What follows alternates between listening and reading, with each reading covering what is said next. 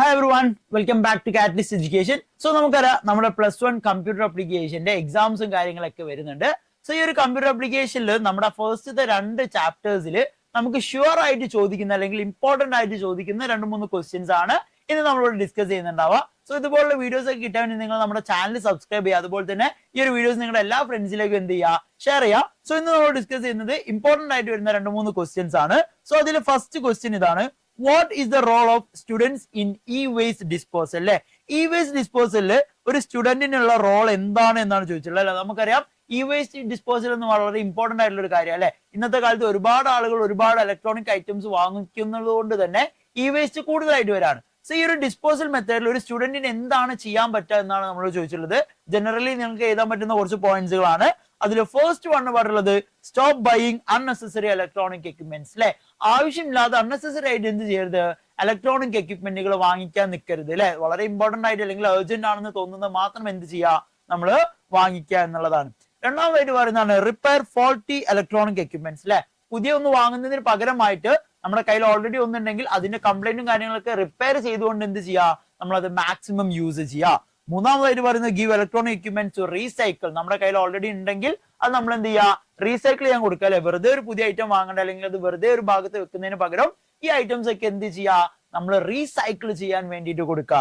മൂന്നാമതായിട്ട് പറയുന്നത് buy durable efficient and quality product. അഥവാ വളരെ സിമ്പിൾ ആയിട്ട് പറഞ്ഞു കഴിഞ്ഞാൽ വാറന്റി ഉള്ള പ്രൊഡക്റ്റുകൾ വാങ്ങിക്കുക. നമ്മളൊരു മൊബൈൽ ഫോൺ വാങ്ങിക്കുകയാണെങ്കിലും ഏതൊരു ടൈപ്പ് ഒരു ഹെഡ്സെറ്റ് വാങ്ങിക്കുകയാണെങ്കിൽ പോലും കൂടി എന്ത് ചെയ്യുക, വാറന്റി ഉള്ള പ്രൊഡക്റ്റുകൾ. അല്ലെ, വാറന്റി ഉള്ള സമയത്ത് നമുക്കത് ലോങ് ലാസ്റ്റിംഗിൽ കിട്ടുകയും ചെയ്യും.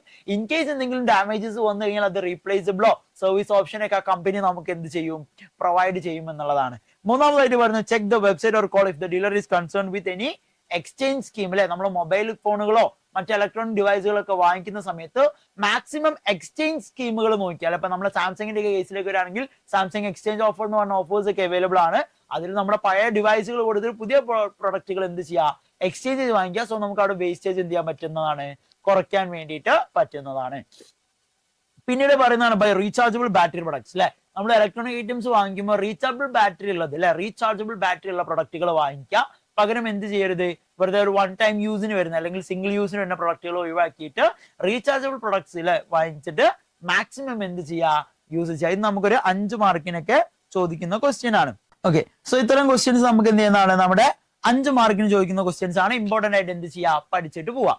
ഇനി നെക്സ്റ്റ് ക്വസ്റ്റ്യനിലേക്ക് പോവാം. Second question, list the stages of data processing. അല്ലെ, നമ്മൾ പഠിച്ചിട്ടുണ്ട് നമ്മുടെ ഡാറ്റനെ ഇൻഫർമേഷൻ ആക്കി മാറ്റുന്നതിന് പറയുന്ന പേരാണ് എന്ത്, ഡാറ്റ പ്രോസസിംഗ് എന്ന് പറയുന്നത്.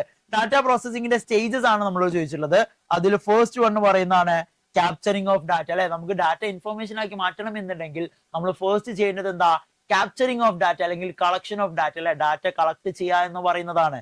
രണ്ടാമതായിട്ട് നമ്മൾ ചെയ്യുന്നതാണ് ഇൻപുട്ട് ഓഫ് ഡാറ്റ. അല്ലെ, ഈ ഒരു ഡാറ്റനെ നമ്മൾ എന്ത് ചെയ്യുക, ഏതെങ്കിലും ഒരു സിസ്റ്റത്തിലേക്ക് അല്ലെങ്കിൽ കമ്പ്യൂട്ടറിലേക്ക് ഇൻപുട്ട് ചെയ്യുക. മൂന്നാമതായിട്ട് പറയുന്നതാണ് സ്റ്റോറേജ്. ഇതിനെ പ്രോപ്പർ ആയിട്ട് ഒരു മെമ്മറിയിൽ നമ്മൾ എന്ത് ചെയ്യുക, സ്റ്റോർ ചെയ്ത് വെക്കണം.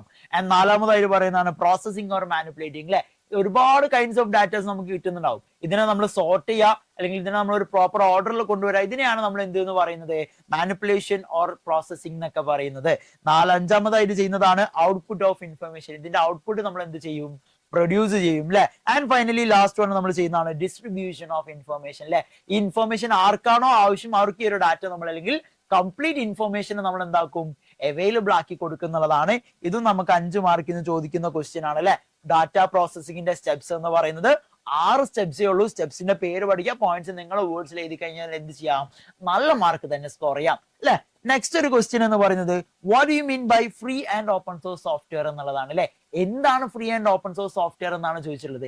എന്താണ് free and open source software എന്ന് പറഞ്ഞാൽ, ഫ്രീ മീൻസ് കംപ്ലീറ്റ്ലി ഫ്രീ. അല്ലെ, നമുക്ക് കോപ്പിറൈറ്റോ ലൈസൻസിങ്ങോ ഒന്നും ഇല്ലാത്ത സോഫ്റ്റ്വെയർസിനെയാണ് നമ്മൾ എന്ത് എന്ന് വിളിക്കുന്നത്, free and open source software എന്ന് പറയുന്നത്. അല്ലെ, നമുക്ക് ഇത് ഡൗൺലോഡ് ചെയ്യാനും ഇതിന്റെ കോപ്പി ചെയ്യാനും ഇതിനെ മോഡിഫൈ ചെയ്യാൻ, അഥവാ ഇതിൽ നമുക്ക് അപ്ഡേഷൻസ് ഒക്കെ കൊണ്ടുവരാൻ വേണ്ടി പറ്റും വിത്തൗട്ട് എനി റെസ്ട്രിക്ഷൻ. ഒരു റെസ്ട്രിക്ഷനും ഇല്ലാതെ ഇത് അപ്ഡേറ്റ് ചെയ്യാനോ ഇത് റീഡിസ്ട്രിബ്യൂട്ട് ചെയ്യാനോ ഈ ഒരു സോഫ്റ്റ്വെയർ കോപ്പി ചെയ്തിട്ട് മറ്റൊരാൾക്ക് കൊടുക്കാനൊക്കെ നമുക്ക് എന്ത് ചെയ്യും, ഈസിലി പറ്റും. അതിനെയാണ് നമുക്ക് എന്ത് എന്ന് പറയുന്നത്, free and open source software എന്ന് പറയുന്നത്.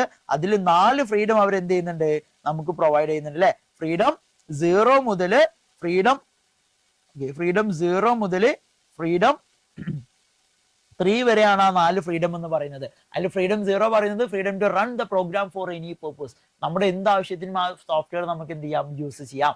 രണ്ടാമതായിട്ട് പറയുന്നത് freedom to study how the program works. Program എങ്ങനെയാണ് വർക്ക് ചെയ്യുന്നതെന്ന് പഠിക്കാൻ പറ്റും. മൂന്നാമതായിട്ട് പറയുന്നത് freedom to distribute the copies. ഇതിന്റെ കോപ്പി മറ്റൊരാൾക്ക് ഷെയർ ചെയ്യാൻ വേണ്ടി പറ്റും. ആൻഡ് ഫ്രീഡം, ലാസ്റ്റ് ഫ്രീഡം, നാലാമത് അഥവാ ഫ്രീഡം 3 പറയുന്നത് freedom to update the program and give it to the public. അല്ലെ, അത് നമ്മുടേതായിട്ടുള്ള രീതിയിൽ അപ്ഡേറ്റ് ചെയ്യാനും അത് പബ്ലിക്കിന് യൂസ് ചെയ്യാനും വേണ്ടിയിട്ട് എന്ത് ചെയ്യാൻ പറ്റും, കൊടുക്കാൻ വേണ്ടിയിട്ട് പറ്റും.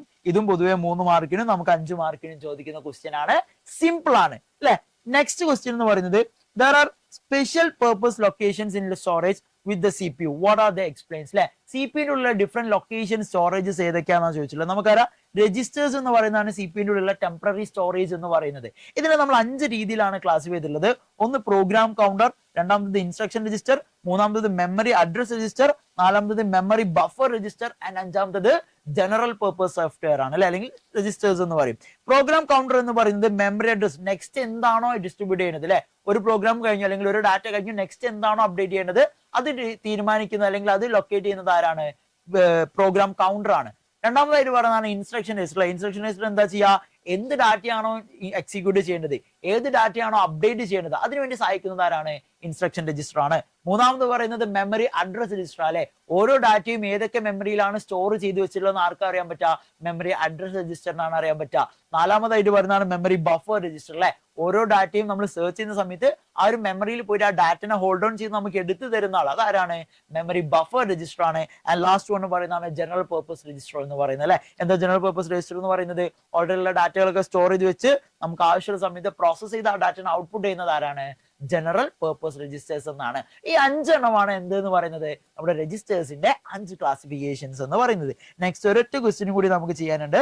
We know that the computer only knows low level language and human being high level language. അല്ലെ, കമ്പ്യൂട്ടറിന് 2 ലാംഗ്വേജ് അറിയുള്ളൂ, ഹ്യൂമൻ ലെവൽ ലാംഗ്വേജും മെഷീൻ ലാംഗ്വേജും. How is it possible to communicate, ഇത് എങ്ങനെയാണ് കമ്മ്യൂണിക്കേഷൻ പോസിബിൾ ആവുന്നത് എന്നുള്ളത് ചോദിച്ചിട്ടുള്ളത് അല്ലെ. നമുക്കറിയാം ഇതിന് വേണ്ടിയിട്ടാണ് നമ്മൾ ലാംഗ്വേജ് പ്രോസസർ കൊണ്ടുവന്നിട്ടുള്ളത് അല്ലെ. നമ്മൾ എഴുതുന്ന ഹൈ ലെവൽ ലാംഗ്വേജിനായിക്കോട്ടെ അല്ലെങ്കിൽ മറ്റേതെങ്കിലും ലാംഗ്വേജസിനെ കമ്പ്യൂട്ടറിന്റെ ലാംഗ്വേജ് ആയിട്ടുള്ള മെഷീൻ ലാംഗ്വേജ് അഥവാ ബൈനറി ലാംഗ്വേജിലേക്ക് കൺവേർട്ട് ചെയ്യാനാണ് നമ്മൾ ലാംഗ്വേജ് പ്രോസസർ യൂസ് ചെയ്യുന്നത്. ലാംഗ്വേജ് പ്രോസസർ നമുക്ക് 3 എണ്ണമാണ് വരുന്നത്. അസംബ്ലർ വരുന്നുണ്ട്, ഇന്റർപ്രറ്റർ വരുന്നുണ്ട്, കമ്പൈലർ വരുന്നുണ്ട് അല്ലെ. അസംബ്ലർ എന്താ ചെയ്യുന്നത്, അസംബ്ലി ലാംഗ്വേജിനെ മെഷീൻ ലാംഗ്വേജിലോട്ട് കൺവേർട്ട് ചെയ്യും അല്ലെ. അസംബ്ലർ എന്താ ചെയ്യുന്നത്, അസംബ്ലി ലാംഗ്വേജിനെ മെഷീൻ ലാംഗ്വേജിലേക്ക് കൺവേർട്ട് ചെയ്യും. ഇനി ഇന്റർപ്രറ്റർ ആണെങ്കിലോ, ഇന്റർപ്രറ്റർ ചെയ്യുന്നത് ഹൈ ലെവൽ ലാംഗ്വേജിനെ മെഷീൻ ലാംഗ്വേജിലേക്കാണ് കൺവേർട്ട് ചെയ്യുന്നത് അല്ലെ. ഇന്റർപ്രറ്റർ എന്താ ചെയ്യുന്നത്, ഹൈ ലെവൽ ലാംഗ്വേജിനെ മെഷീൻ ലാംഗ്വേജിലോട്ടാ. ഇനി സെയിം നമ്മൾ കമ്പൈലറിലോട്ട് വരാണെങ്കിലും they are also doing high level language to machine language. അവരും എന്താ ചെയ്യുന്നത്, ഹൈ ലെവൽ ലാംഗ്വേജിനെ മെഷീൻ ലാംഗ്വേജിലോട്ടാണ് കൺവേർട്ട് ചെയ്യുന്നത്. എന്നാൽ ഇന്റർപ്രറ്ററും കമ്പൈലറും തമ്മിലുള്ള ഡിഫറൻസ് എന്ന് പറയുന്നത്, ഇന്റർപ്രറ്റർ ലൈൻ ബൈ ലൈനിലെ ഓരോ ലൈൻ വായിക്കുന്നു, അതിനെ ട്രാൻസ്ലേറ്റ് ചെയ്യുന്നു. ഇങ്ങനെയാണ് ആര് വർക്ക് ചെയ്യുന്നത്, ഇന്റർപ്രറ്റർ വർക്ക് ചെയ്യുന്നത്. എന്നാൽ നമ്മുടെ കമ്പൈലറിലേക്ക് വരുന്ന സമയത്ത് ഹോൾ ലൈൻസിന് അഥവാ ഹോൾ ഡാറ്റനെ ഒരൊറ്റ റീഡിൽ തന്നെ അവർ എന്ത് ചെയ്യാണ്, മെഷീൻ ലാംഗ്വേജിലേക്ക് കൺവേർട്ട് ചെയ്യാണ്. ഇങ്ങനെയാണ് ആര് വർക്ക് ചെയ്യുന്നത്, നമ്മുടെ ഇന്റർപ്രറ്ററും കമ്പൈലറും അസംബ്ലറും ഒക്കെ വർക്ക് ചെയ്യുന്നത്. സോ ഇത് നമുക്കൊരു 5 മാർക്കിന് അല്ലെങ്കിൽ 4 മാർക്കിനൊക്കെ എപ്പോഴും ഷുവർ ആയിട്ട് ചോദിക്കുന്ന കുറച്ച് ക്വസ്റ്റ്യൻസ് ആണ്. സോ ഇത്തരം ക്വസ്റ്റ്യൻസ് എന്ത് ചെയ്യുക, സിമ്പിൾ ആയിട്ട് നിങ്ങൾക്ക് പഠിച്ചെടുക്കാൻ വേണ്ടിയിട്ട് പറ്റും. ഈ ക്വസ്റ്റ്യൻസ് ഒക്കെ ഷുവർ ആയിട്ട് പഠിക്കുക, നിങ്ങൾ എക്സാംസിന് എന്തായാലും ചോദിക്കുന്നതായിരിക്കും. ഈ വീഡിയോ ഇഷ്ടപ്പെട്ടിട്ടുണ്ടെങ്കിൽ നമ്മുടെ ചാനൽ ഒന്ന് സബ്സ്ക്രൈബ് ചെയ്യുക. അതുപോലെ തന്നെ ഈ വീഡിയോസ് നിങ്ങളുടെ എല്ലാ ഫ്രണ്ട്സിലേക്കും ഷെയർ ചെയ്യുക. And thank you so much.